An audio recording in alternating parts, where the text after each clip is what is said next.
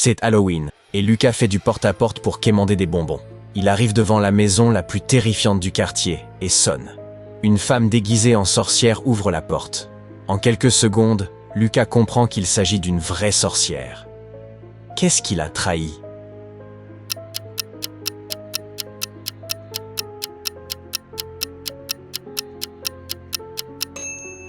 Les décorations d'Halloween ne flottent pas seules dans les airs.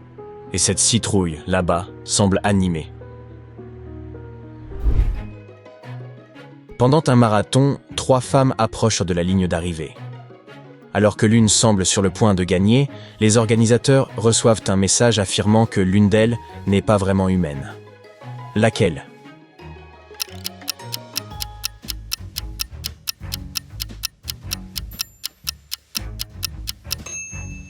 La première femme transpire abondamment. La deuxième gratte son tatouage. La troisième s'apprête à franchir la ligne. Mais ses jambes ne se plient pas correctement. C'est forcément un robot. Clara visite une vieille maison hantée. Le guide explique au groupe que certains fantômes y résident encore. Clara imite le groupe et prend une photo, mais personne n'y apparaît. Pourquoi ?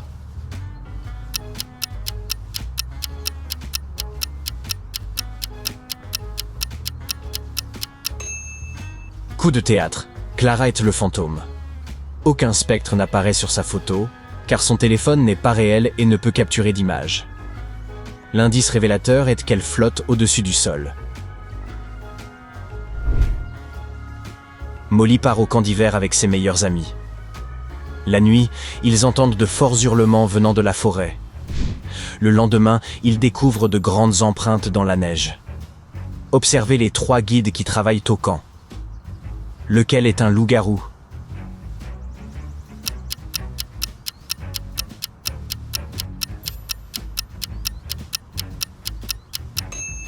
Cette femme porte des gants dans une cabine chauffée.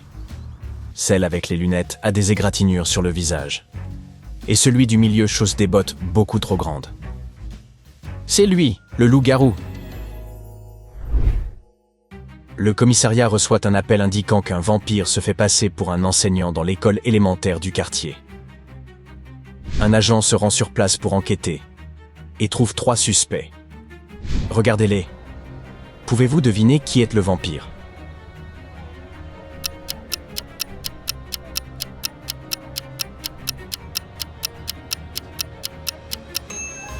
C'est la femme du milieu. Elle porte des lunettes de soleil à l'intérieur de la cafétéria et boit une boisson rouge très suspecte. Burke. Quand Eric s'approche de la porte de son immeuble, il entend quelqu'un pleurer à chaudes larmes.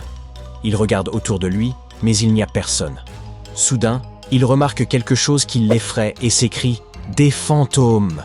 Observez l'image. Pouvez-vous identifier ce qu'Eric a vu pour être si terrifié ?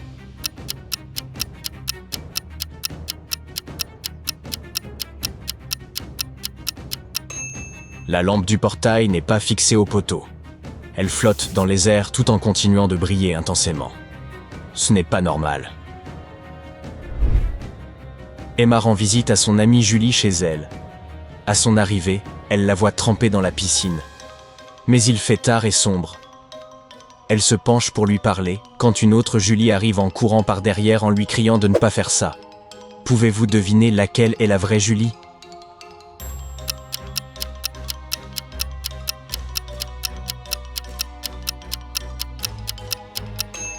C'est la fille qui se trouve hors de la piscine. Celle à l'intérieur est un fantôme, car bien que la fille nage, l'eau ne présente aucun mouvement. Mia est chasseuse de fantômes. Un mercredi soir, sa montre connectée l'avertit d'une activité surnaturelle dans l'ancien château de la ville. Elle s'y précipite et découvre une pièce poussiéreuse avec 5 miroirs. Son détecteur de fantômes bip à tout va. Chaque miroir reflète Mia différemment, mais elle repère vite le fantôme. Pouvez-vous le trouver aussi ?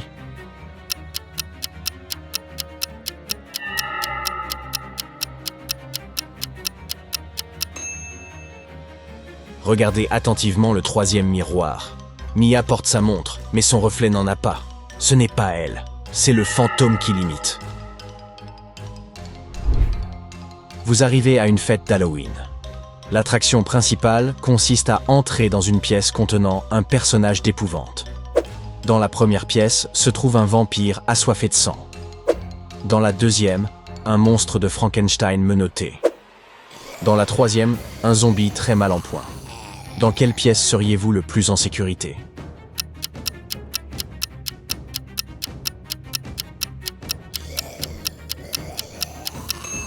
La seconde pièce. Comme les mains de l'homme sont menottées, il ne peut pas vraiment vous attaquer. Brenda et Micheline ont toutes deux été accusées d'être des vampires après avoir publié ces photos en ligne. Observez-les. Laquelle est un vrai vampire?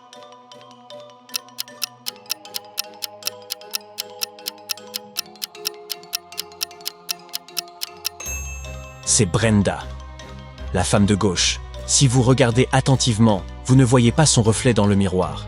Elle doit être un vampire. Jackie travaille à la morgue. Lors de sa ronde matinale, il vérifie toutes les nouvelles arrivées lorsqu'il sent quelque chose toucher ses jambes. Son cœur s'accélère. Regardez l'image. Pouvez-vous déterminer lequel de ces corps est encore en vie?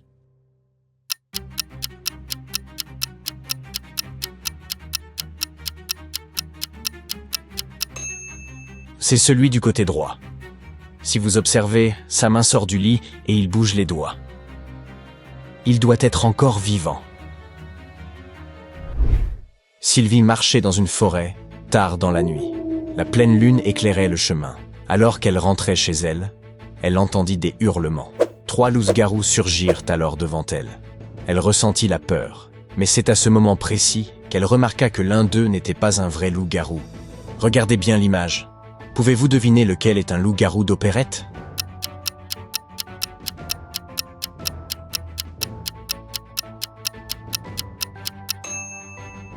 C'est celui de gauche.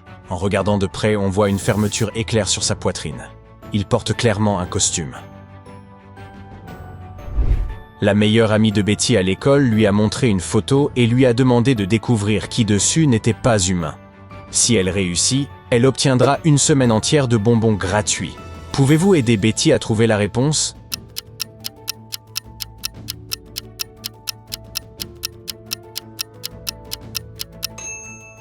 C'est le garçon du milieu. Il n'a pas d'ombre, ce qui prouve qu'il n'est pas humain.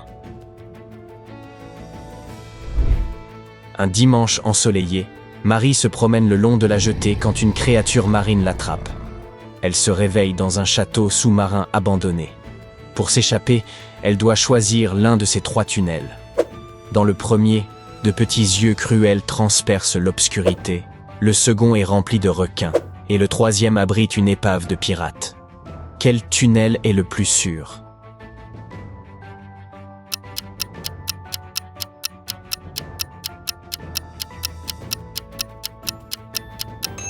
Elle devrait choisir le troisième. Le bateau pirate a déjà coulé, donc tout danger qu'il représentait a disparu. C'est le chemin le plus sûr pour Marie. Bob fait de la plongée sous-marine quand il heurte sa tête contre un récif. Il se réveille quelques jours plus tard dans un royaume sous-marin. 3 sirènes le recueillent et l'aident à se rétablir. Lorsqu'il ouvre les yeux et demande qui elles sont, elles disent toutes être sa femme. Regardez l'image. Pouvez-vous déceler la vérité?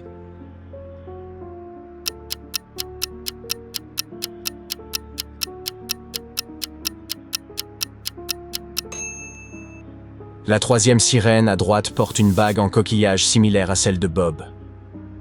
C'est donc sa véritable épouse et les 2 autres mentent. Maya est une policière en civil. Un samedi soir, elle décida d'aller au cinéma et, à son arrivée, remarqua 2 femmes qui semblaient particulièrement suspectes. Elle se rappela que la police recherchait une jeune fille qui était en réalité un zombie. Observez bien ces 2 femmes. Pouvez-vous déterminer laquelle est le zombie?